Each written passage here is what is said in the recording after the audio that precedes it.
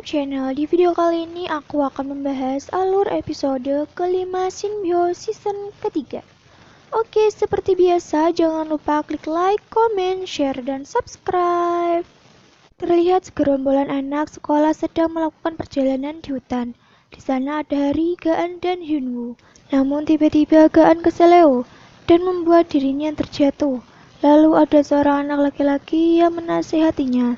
Terlihat papan petunjuk arah itu berputar, tertiup angin. Malamnya hutan itu berkabut. Hari dan teman-teman duduk di bawah pohon yang besar karena kecapean. Hari menyuruh teman-temannya beristirahat. Namun ada salah satu anak yang tidak mau. Dia hendak pergi bersama temannya.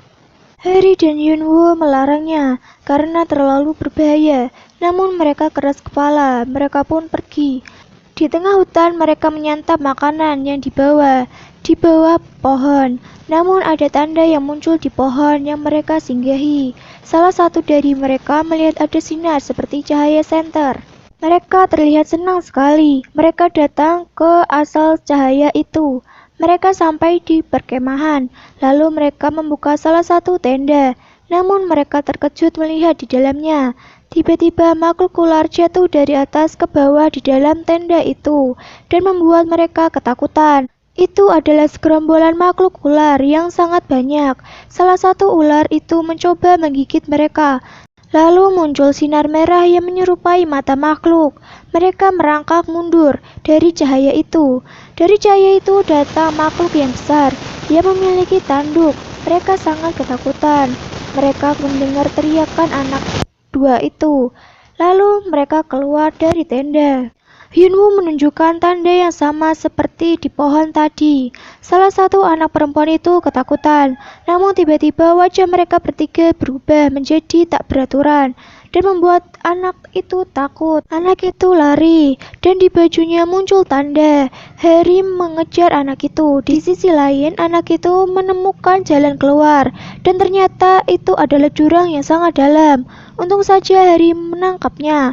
Harry memarahi anak itu, namun anak itu terlanjur pingsan.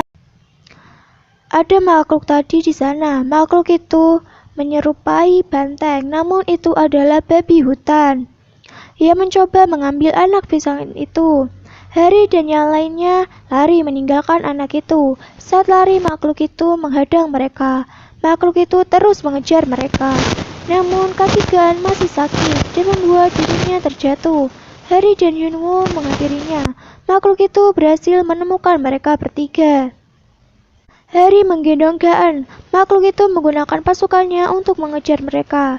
Ada pohon tumbang dan tengahnya bolong. Mereka pun bersembunyi di situ, dan akhirnya mereka bisa lolos. Harry memikirkan kejadian tadi sore, saat dia hendak menggunakan bola makhluk, namun tidak berfungsi. Harry dan Hyunwoo lari, mereka juga mendapatkan tanda dari makhluk itu.